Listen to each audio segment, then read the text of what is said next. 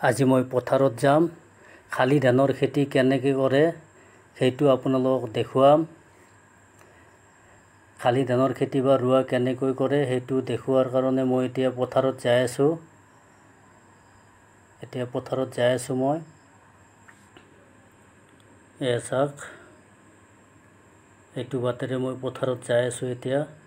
এতিয়া পথাৰ পাম। এতিয়া মই পথাৰ আহি পালোঁ। এয়া চাওক, বেলেগ মানুহে ৰোৱা খেতি কৰিছে, এয়া শালি ধান পুতিছে।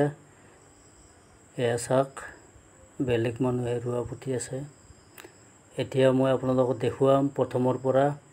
এয়া চাওক, ট্ৰেক্টৰেৰে হাল বাই আছে। কমচে কম 2-3 ট্ৰেক্টৰেৰে হাল বাব লাগিব। ইয়াৰ পিছত আপোনালোকে ট্ৰেক্টৰেৰে হাল বোৱাত আলিৰ কাষবিলাক ট্ৰেক্টৰ নালাগে, সেইবিলাক আপোনালোকে কোদালেৰে ভালকৈ কাটি দিব আৰু কাটি দিয়া মাটিবিলাক আলিত উঠাই দিব। কিন্তু এটা বৰ দুখৰ বিষয়, আজি মই গোটেই পথাৰ ঘূৰিলোঁ, কিন্তু গৰু দি হাল বোৱা ক'তো দেখা নাপালোঁ। আজিকালি মানুহ গৰু দি হাল নাবায়। এতিয়া দেখুৱাম, এইবিলাক চাওক, আলি কাটিছে। এই আলিৰ কাটা যিবিলাক আপোনাৰ মাটি আছে, এই মাটিবিলাক আলিত উঠাই দিব। অসমীয়া ভাষাত এটা কথা আছে, শালি ধানৰ খেতিত আগে আলি পিছত খালি। গতিকে আলি ভালকৈ দিব, তেতিয়া আপোনালোকৰ শালি ধানৰ খেতি ভাল হ'ব। এনেকৈ আপোনালোকে আলি দিব ভালকৈ। আলি দিয়াৰ পিছত এনেকৈ পানী বান্ধ খাব, আৰু পানী বান্ধ খোৱাৰ পিছত আপোনালোকে এই জাবৰ বা বোনবিলাক দেখা পাব। এই জাবৰ বা বোনবিলাক আপোনালোকে বাছি আলিত উঠাই দিব, তেতিয়া আপোনালোকৰ ধান খেতি ভাল হ'ব।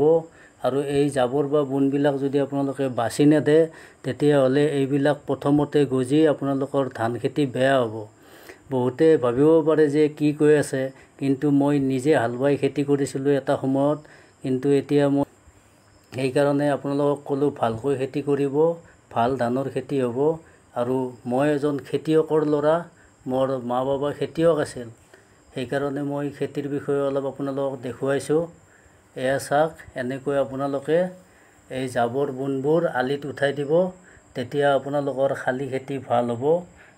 আৰু ইয়াৰ আপোনালোকে জাবৰ বটলাৰ পিছত 1 বা 2 হাল বাই দিব, তেতিয়া আপোনালোকৰ পেকটো ভাল হ'ব। তেতিয়া ৰোৱা পোতাৰ কাৰণে খুব ভাল হ'ব। আৰু ভাল পেক হ'লে আপোনালোকৰ ৰোৱা খেতি ভাল হ'ব। এনেকৈ আপোনালোকে পেক দিব। এতিয়া চাওক, পেক হৈ গ'ল। এতিয়া ৰোৱনী ৰোৱা পুতি আছে।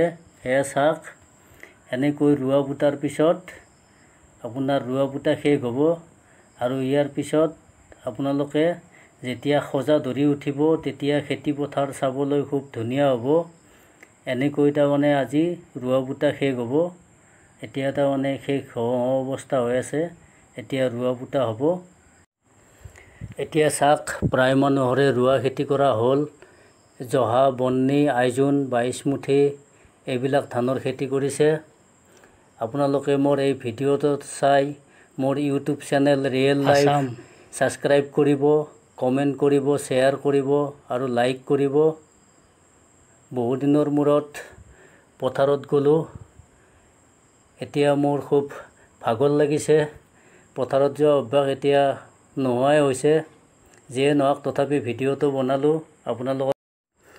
আপোনালোকে আশীৰ্বাদ কৰিব যাতে আৰু বেলেগ ভিডিঅ' আপোনালোকক দেখুৱাব পাৰোঁ। ধন্যবাদ।